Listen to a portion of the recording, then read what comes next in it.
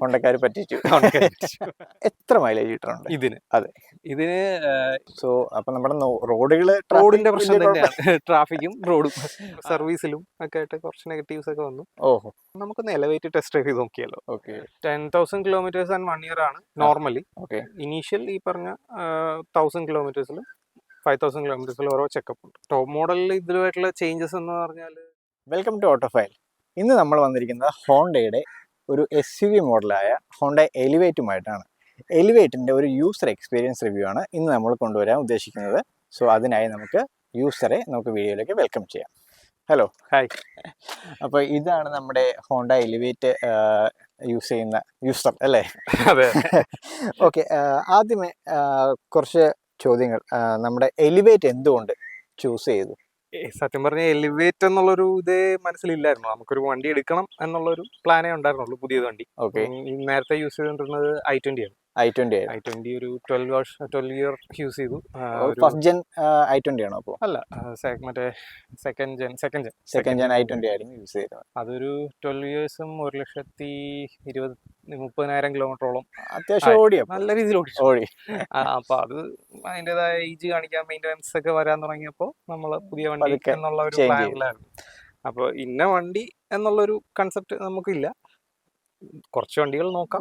നോക്കിയിരുന്നു വേറെ വലിയ വണ്ടി തന്നെയാണ് നോക്കിയിരുന്നത്.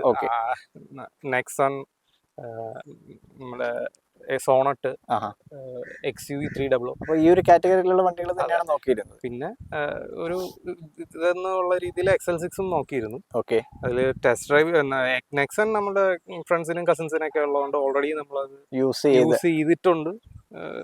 പെട്രോളും ഡീസലും ഒക്കെ നമ്മൾ യൂസ് ചെയ്തിട്ടുണ്ട്. അപ്പൊ ജസ്റ്റ് പുതിയ പ്രൈസ് ലിസ്റ്റും കാര്യങ്ങളൊക്കെ മാത്രം നോക്കിയാൽ മതിയായിരുന്നു അല്ലേ?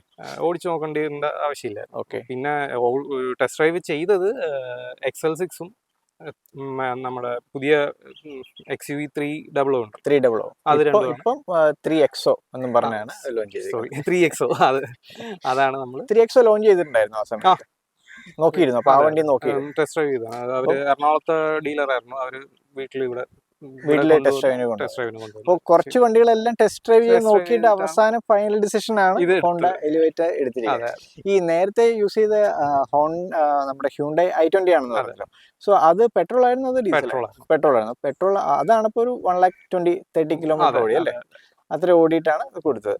സോ നമുക്കിപ്പോൾ ഹോണ്ടയ്ക്ക് അറിയാം പെട്രോൾ വണ്ടികൾ മാത്രമേ ഉള്ളൂ. ബാക്കി എല്ലാവരും ഡീസൽ വണ്ടികളൊക്കെ എല്ലാവരും നിർത്തി വരികയാണ്. ഹോണ്ട നേരത്തെ നിർത്തിയായിരുന്നു. സോ ഈ ഒരു പെട്രോൾ വണ്ടി യൂസ് ചെയ്തിട്ട് എങ്ങനെയാണ് ഒരു എക്സ്പീരിയൻസ്? എങ്ങനെയുണ്ട്? വീട്ടിലെ എല്ലാ വണ്ടികളും പെട്രോൾ തന്നെയായിരുന്നു. ഓക്കെ. അതായത് ഫസ്റ്റ് വണ്ടി നമ്മുടെ 800 തൊട്ട് ലോഡ് ആൾട്ടോ, പിന്നെ i20, ടിയാഗോ, പിന്നെയാണ് എല്ലാം പെട്രോൾ വണ്ടി. ഇത്രയും വണ്ടികൾ മാറി അവസാനമാണ് ഇപ്പം എലിവേറ്റിൽ വന്നിരിക്കുന്നത്. ഓക്കെ. ടിയാഗോ ഇപ്പോഴും യൂസ് ചെയ്യുന്നുണ്ട്. 2 വണ്ടിയുണ്ട് ഇതില്. ഡീസലിലോട് നമുക്ക് പണ്ട് തൊട്ടേ ഉള്ള ഈ ഒരു ഇതുകൊണ്ടാന്ന് മാറ്റി നിർത്തിയിരിക്കുകയാണ് ഇപ്രാവശ്യം. പക്ഷേ ഡീസൽ നോക്കാമെന്നുള്ള രീതിയിൽ 3XO ഡീസൽ തന്നെയാണ് ടെസ്റ്റ് ഡ്രൈവ് ചെയ്തത്, പെട്രോൾ അല്ല. പിന്നെ നെക്സണും ഡീസൽ എന്നുള്ള രീതിയിലായിരുന്നു നിന്നേച്ചത്. ഓക്കെ. പിന്നെ അത് കഴിഞ്ഞിട്ട് ഇത് ടെസ്റ്റ് ഡ്രൈവ് ചെയ്ത് കഴിഞ്ഞപ്പോൾ മൊത്തത്തിൽ മറ്റു ടെസ്റ്റ് ഡ്രൈവ് ചെയ്ത വണ്ടികളെക്കാളും ഹാപ്പിയാണ്. ബെറ്ററാണ് വണ്ടി, ബെറ്ററാണ്. അതൊക്കെ കൊണ്ട് ഇതിലോട്ട് ഫൈനലൈസ് ചെയ്തു. ഡീസൽ വണ്ടികൾ നേരത്തെ യൂസ് ചെയ്തു എന്ന് പറഞ്ഞുകൊണ്ട്, യൂസ് ചെയ്തല്ല, നമ്മൾ ടെസ്റ്റ് ഡ്രൈവിന് വന്ന വണ്ടികളൊക്കെ ഡീസൽ ആയിരുന്നു എന്ന് പറഞ്ഞുകൊണ്ട് പറയാണ്. എത്ര മൈലേജ് കിട്ടുന്നുണ്ട് ഇതിന്? അതെ, ഇതിന് ഇപ്പോ നമ്മളുടെ ഇവിടെ ഹൈവേയുടെ വർക്ക് നടക്കുന്നുണ്ട്. അതിൻ്റെതായ ബുദ്ധിമുട്ടുകൾ എല്ലാവർക്കും ഉണ്ട്, നമുക്കും ഉണ്ട്. അപ്പൊ അതിന്റെ ഈ ഒരു റീജിയനിലൊക്കെ ഓടിക്കുകയാണെങ്കിൽ ഒരു 12 ആ ഒരു റേഞ്ച്, ഒരു അങ്ങോട്ടോ ഇങ്ങോട്ടോ. സാധാരണ നമ്മുടെ ഹോണ്ടയുടെ വണ്ടികൾ പറഞ്ഞ മഞ്ഞന്മാരുടെ വണ്ടി. അപ്പൊ അങ്ങനെയുള്ളൊരു നോർമലായിട്ടുള്ള ഡ്രൈവിംഗ് ആണോ അതോ അത്യാവശ്യം കാലെല്ലാം കൊടുത്ത്? നോർമൽ ഡ്രൈവിംഗിൽ 12 കിട്ടുന്നത്. അത് ഇപ്പോഴത്തെ ഈ റോഡ് കൺസ്ട്രക്ഷൻ ഒക്കെ നടക്കുന്നതുകൊണ്ടാണ്. നാഷണൽ ഹൈവേ ആണ്. അവിടെ ഇപ്പം ബ്രിഡ്ജിന്റെ കൺസ്ട്രക്ഷൻ നടക്കുന്ന കാരണം ഫുള്ളി ബ്ലോക്ക് ആണ് അല്ലേ? അതെ, ഫുള്ളി ബ്ലോക്ക് ആണ്. എപ്പോഴും നമ്മൾ ബ്ലോക്കിൽ തന്നെ കിടക്കുകയാണ്. അപ്പൊ ആ ഒരു ടൈമിൽ നമുക്ക് 12-നടുത്ത് കിട്ടുന്നുണ്ട്. അതെ. ഓക്കെ. ഞാൻ 1-2 ട്രിപ്പുകൾ പോയിട്ടുണ്ട്. ഒന്ന് കുട്ടിക്കാനം പോയിട്ടുണ്ട്, പിന്നെ വൈഫിന്റെ വീട് വയനാട് പോയിട്ടുണ്ട്. അങ്ങനെയൊക്കെ ആലപ്പുഴയിൽ നിന്നാണ് വയനാട് പോകുന്നത് അല്ലേ? അതെ ഏകദേശം വലിയ കുഴപ്പമില്ലാത്തൊരു റണ്ണിങ് ഒരു 600+ കിലോമീറ്റേഴ്സ് വരും. ലോങ് ട്രിപ്പ് ആയി. അതെ, ലോങ് ട്രിപ്പ് തന്നെയാണ്. അതിലും ഈ പറഞ്ഞ ഭൂരിഭാഗം സ്ഥലങ്ങളിലും റോഡ് പണി തന്നെയാണ്. ഈ 66ന്റെ റോഡ് പണി തന്നെയാണ്. അതിൽ നല്ല സ്ട്രെച്ച് ഒക്കെ വരുമ്പോൾ മാത്രമാണ് നമുക്ക് ഇത്തിരി ഒന്ന് ത്രോട്ട് കൊടുത്ത് വണ്ടി പോകാൻ പറ്റും. ഈ അത്രയും ദൂരെയൊക്കെ പോയപ്പോഴത്തേക്ക് ഏറ്റവും ഹൈ എൻഡ് ആയിട്ട് മൈലേജ് കിട്ടിയത് എത്രയാണ്?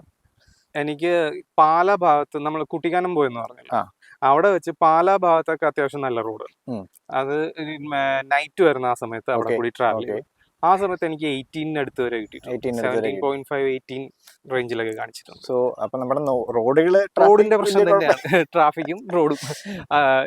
വയനാട് പോയപ്പോ എനിക്ക് 15.5 15.6 ആണ് MID കാണിച്ചിരിക്കുന്നത്.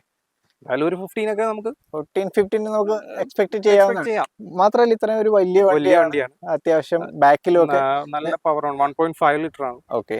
അപ്പോ അത്യാവശ്യം പവറും കാര്യങ്ങളൊക്കെ ഉണ്ട്. 21 PS 145 Nm അത്രയും കണ്ടാണ്. ഞാൻ ഈ വണ്ടിയിൽ യാത്ര ചെയ്തിട്ടുണ്ട്, അതുകൊണ്ട് പറയുന്നതിന്റെ പുറകില് റിയർ സീറ്റ് ആണെങ്കിലും ഒക്കെ നല്ല കംഫർട്ടബിൾ ആയിട്ടുള്ള ഒരു സീറ്റിംഗ് ആണ്, നല്ല സ്പേഷ്യസ് ആണ്. അതെ, അപ്പോ അതുകൊണ്ട് കംഫർട്ടും ഓക്കെയാണ്. ഇതിന്റെ എനിക്ക് ഏറ്റവും ഇഷ്ടപ്പെട്ട കാര്യങ്ങൾ എനിക്ക് നമുക്ക് ആദ്യം ഈ മൈലേജിന്റെ ഫുള്ളായിട്ട് തീർത്തിട്ട് പോയാലോ? അതെ, ആയിക്കോട്ടെ.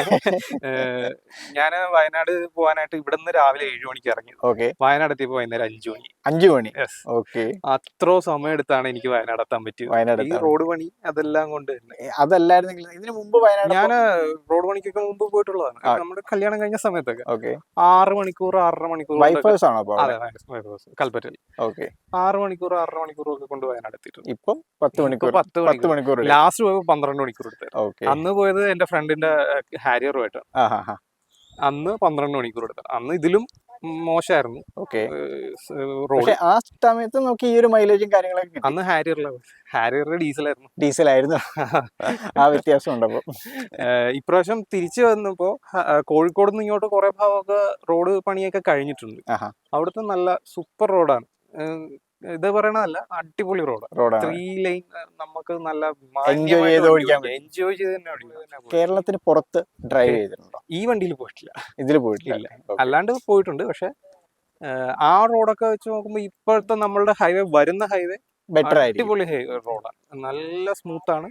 മറ്റേ ഓളം അതൊന്നും ഇല്ല. നമുക്കിപ്പോ വണ്ടികളുണ്ട്, റോഡ് ഉണ്ടായാൽ മാത്രം ഉടനെ തന്നെ ആകുമെന്നാണ്.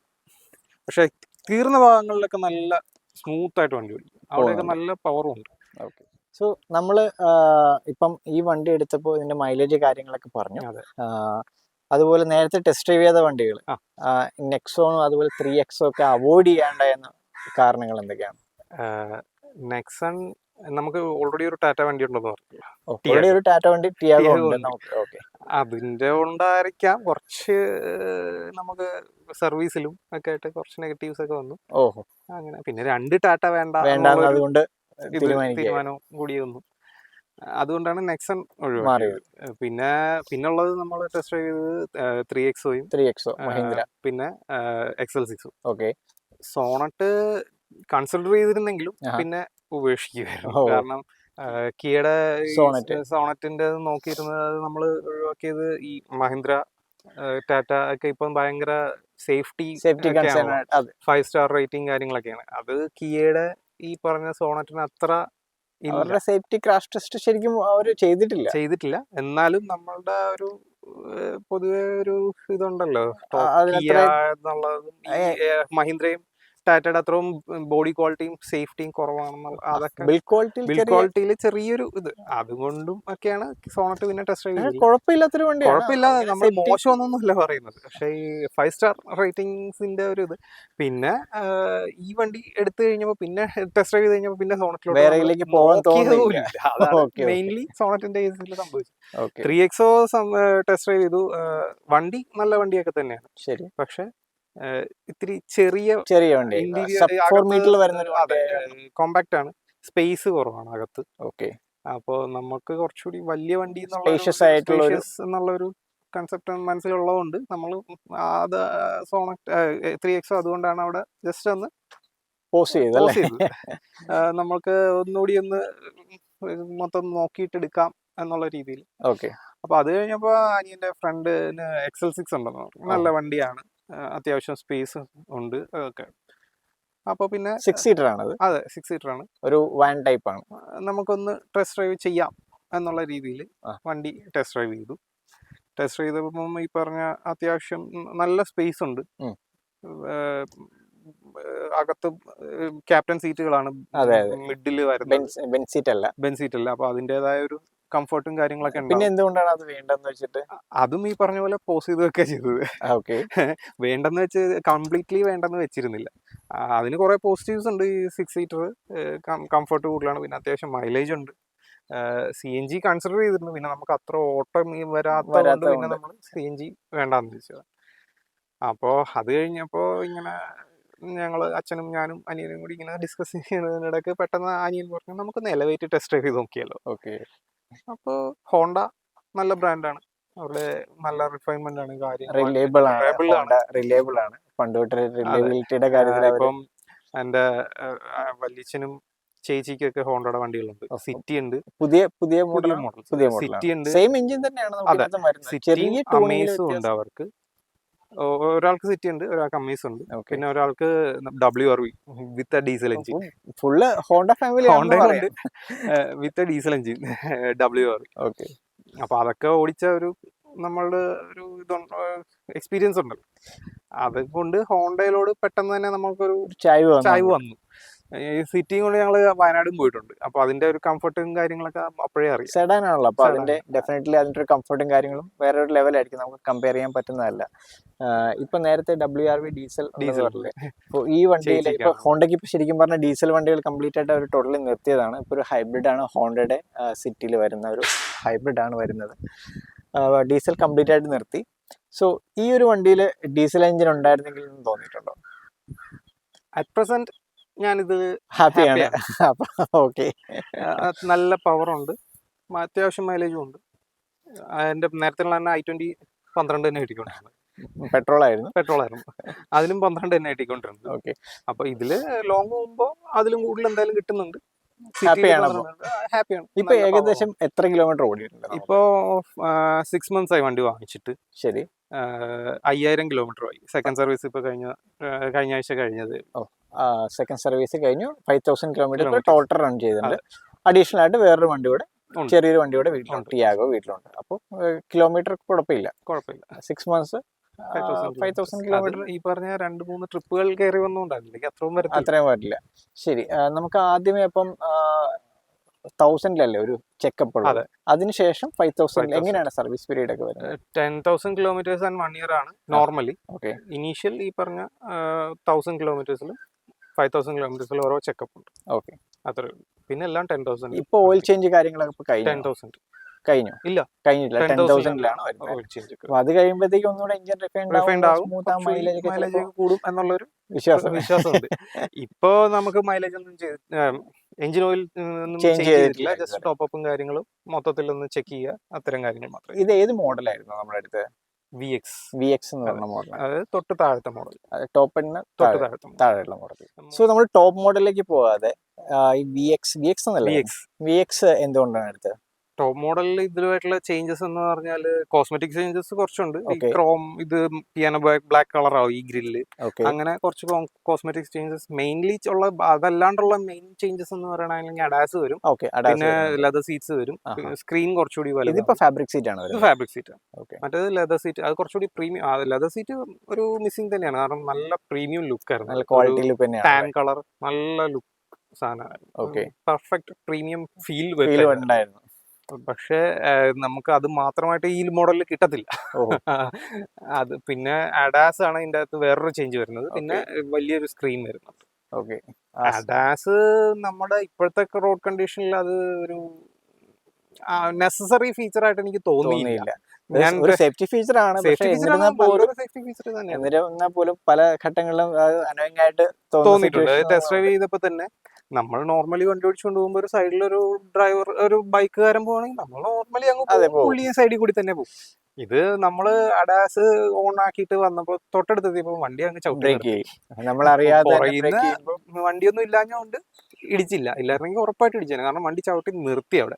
സ്ലോ പോലും അല്ല, ചവിട്ട് നിർത്തിക്കളഞ്ഞു. ചിലപ്പോൾ നമ്മുടെ റോഡ് കണ്ടീഷൻസ് ഒക്കെ മാറി നല്ല ഇപ്പൊ ഈ പുതിയ 6 ലൈൻ ഹൈവേ ഒക്കെ വന്നു കഴിയുമ്പോൾ മിക്കവാറും യൂസ്ഫുൾ ആവുന്ന ഒരു ഇതാണ്. പല ആൾക്കാരും ഞാൻ പറഞ്ഞു കേട്ടിട്ടുണ്ട് ഈ ADASന്റെ ഇപ്പം അതിൽ പറഞ്ഞ പോലെ തന്നെ ഉള്ളൊരു കാര്യം പല ആൾക്കാരും പറഞ്ഞിട്ടുണ്ട്. പെട്ടെന്നുള്ള ബ്രേക്ക് ചെയ്യുമ്പോഴത്തേക്കും നമ്മൾ ഓടിക്കുന്ന ആൾക്കാരാണെങ്കിലും പെട്ടെന്ന് വറീഡ് ആവും. പിന്നെ അതുമായിട്ട് യൂസ്ഡ് ആയി കഴിയുമ്പോൾ കുറച്ചുകൂടി സ്മൂത്ത് ആവുമായിരിക്കും. നമ്മളത് യൂസ് ചെയ്യാത്തതിന്റെ ഒരു ADAS ഉള്ള വണ്ടിയായിരുന്നു ടെസ്റ്റ് ഡ്രൈവ് എടുത്തത്. ഇപ്പം എലിവേറ്റിന്റെ ഒരു ബ്ലാക്ക് എഡിഷൻ വന്നിട്ടുണ്ട്. അത് നമ്മളെടുത്ത് 2 മാസം കഴിഞ്ഞപ്പോൾ ലോഞ്ച് ചെയ്തതാണ്. അത് അന്ന് ഞാൻ അവരോട് ചോദിച്ചാണ് എലിവേറ്റ് ബ്ലാക്ക് എഡിഷൻ വരുമോ, ബ്ലാക്ക് വരുമോ. ഇപ്പൊ എല്ലാരും ചെയ്യുന്ന ഒരു ബ്ലാക്കിലേക്ക് മാറ്റുക, അല്ലെങ്കിൽ ബ്ലാക്ക് കളർ ഉണ്ടെങ്കിലും കുഴപ്പമില്ലായിരുന്നു. പക്ഷെ അവര് പറഞ്ഞില്ല ബ്ലാക്ക് എഡിഷൻ വരില്ല, നമുക്ക് ഇതുവരെ ന്യൂസ് ഒന്നും വന്നിട്ടില്ല. 2 ദിവസം കഴിഞ്ഞപ്പോൾ ബ്ലാക്ക് എഡിഷൻ വെച്ച്. ഇപ്പം അത് മിസ് ചെയ്യുന്നുണ്ടോ? ബ്ലാക്ക് ആയിരുന്നു നമ്മൾ എല്ലാ വണ്ടിയും ടെസ്റ്റ് ഡ്രൈവ് ചെയ്ത എല്ലാ വണ്ടിയിലും ബ്ലാക്ക് ആണ് ചോദിച്ചുകൊണ്ടിരുന്നത്. ഇതിലും ബ്ലാക്ക് ചോദിച്ചു, പക്ഷെ കിട്ടാഞ്ഞുകൊണ്ട് ഹോണ്ടക്കാര് പറ്റിച്ചു.